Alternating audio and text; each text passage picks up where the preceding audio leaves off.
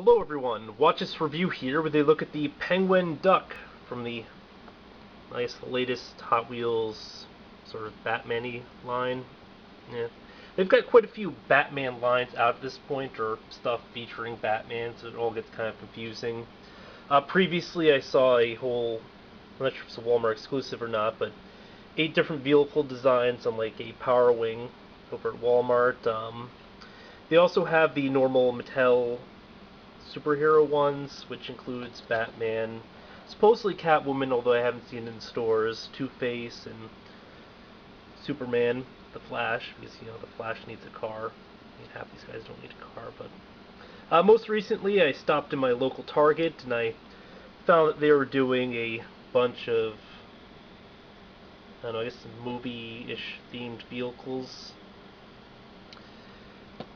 They don't actually have any of these labeled, but this is from the 1960s Batman.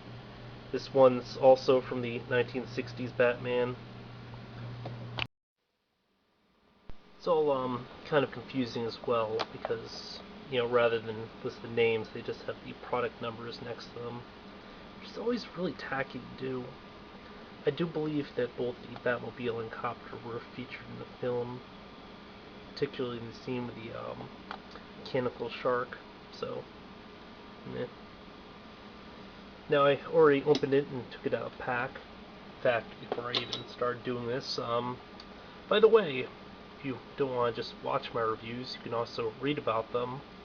For the time being, I will be writing for tomopop.com, reviews, updates, stuff like that. Not sure how long it'll be going on for. I assume probably a while, but, just a little bit of content here and there. Thought I'd bring it up because I have reviewed this and it's actually on the site.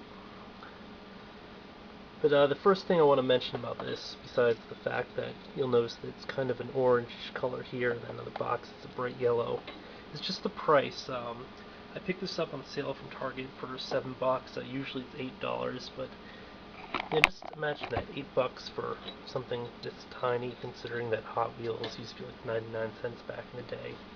Granted, this is a bit larger. I picked up this Batman Brave and the Bold Batmobile from my local Walmart. This was only $1.07. That's a reasonable price for a toy car. I understand some of the more recent DC ones were like $3.50 or whatever, which, I guess probably isn't terribly unreasonable, but this is a decent price. It's one of 8 from some exclusive series I'll probably talk about at some other point. It's just bringing there just for the whole size comparison, because this is a bit taller and everything. Now, the other sort of item of interest is that they actually did the wheels proper this time. If you saw images of the older ones, the Ertz Duck Mobile, you'll notice that it just has some generic thing with there. Yeah, these are actually the logos as seen in the film. One thing it is missing, though, is this little grid or grill or something on the front of the duck. But, other than that, seems sort of kind of accurate. Of course, the wings don't actually move, like they actually pulled up in the film to act as doors and stuff. No such luck. Nor does the whole thing flip up as a lift, or break apart into tiny bits, but I guess if you throw it hard enough, maybe that part will work.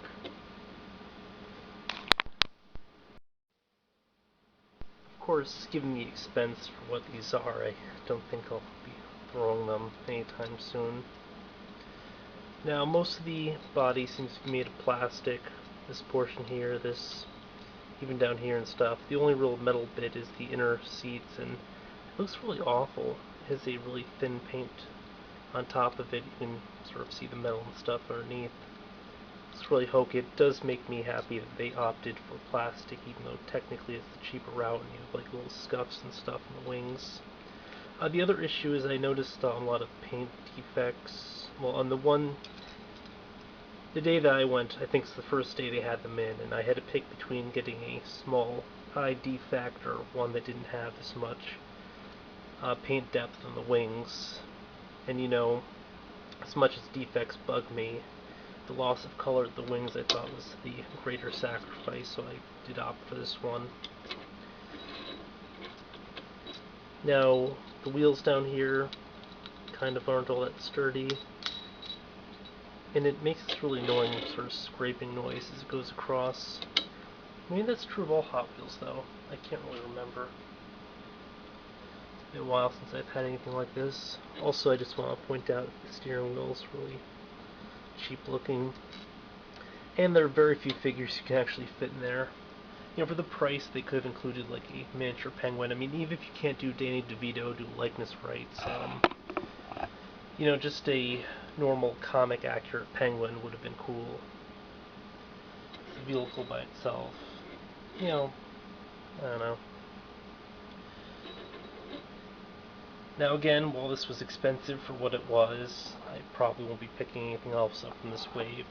I am kind of happy I picked it up just because it's kind of a different vehicle.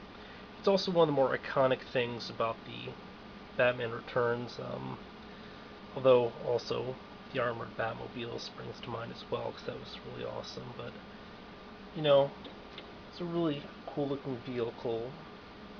It did a ton of stuff. It went on land, it went through the water, it again functioned as a lift. So,